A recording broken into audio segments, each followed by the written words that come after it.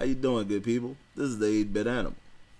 Okay, so today I want to kind of talk about some things that will actually tie this video into the summer of 8-Bit from last year. So, as many of you remember, I led off the summer of 8-Bit with Acclaim's masterful port of Smash TV for the NES. And I also discussed SNK's in-house port of Guerrilla War. Well, in the process of doing those, I remembered actually one of probably my third favorite arcade port. And much like Smash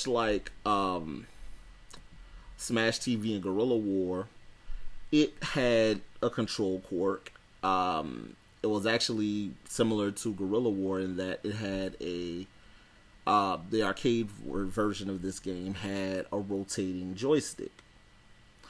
It's from Data East, and it was originally, the arcade version of the game was released in 1987. This port was released in 1990, so 3 years later. And it's a masterfully done game. I thoroughly enjoy this game. It's a lot of fun. And if you haven't figured out yet, Rotary Stick, Data East, top-down shooter, I will be talking today about Heavy Barrel. Now, Heavy Barrel, the most awesome part about Heavy Barrel is the fact that you have this super weapon that you collect parts for to use during the course of the game. It's your standard storm an island stronghold and defeat an enemy before they unleash their evil on the world type scenario. Nothing new to video games at all. What makes Heavy Barrel, well, this version of Heavy Barrel cool is that during the course of the game, you don't pick up standard power-ups, you pick up keys dropped by enemies. And there are these lock boxes scattered around the game world.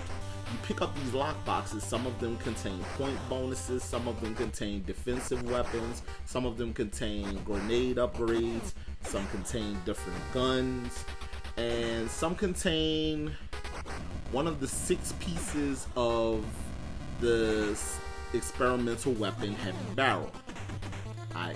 the name of the game. And when you pick up the 6 pieces of the Heavy Barrel gun, it's probably the most fun you'll have with about 30 seconds with a gun on a video game, because it's a timed weapon. You only have it for a certain amount of time. It's kind of like a Starman in Mario, or busting open the Starburst TV on Sonic. But it's limited to shots, I want to say, more than time. And it cuts a wide berth. It cuts a wide berth in front of it. It destroys everything in its path. Now, Heavy Barrel doesn't reinvent the wheel as far as its gameplay mechanics or level layouts or boss fights or anything of that nature. It's your standard top-down shooter, but it's so well done that it's just a joy to play. It's a joy to just run up on this enemy base and just destroy everything in your path. Would a game like this get anything below a T rating from the ESRB? Nah. But a game like this is so well put together and so well done that when you run across it, you can't help but to want to just play it. Violence aside, gun glorification aside, this is just a good old-fashioned running gun shooter action game on the NES. And for its time, it was a fantastic game.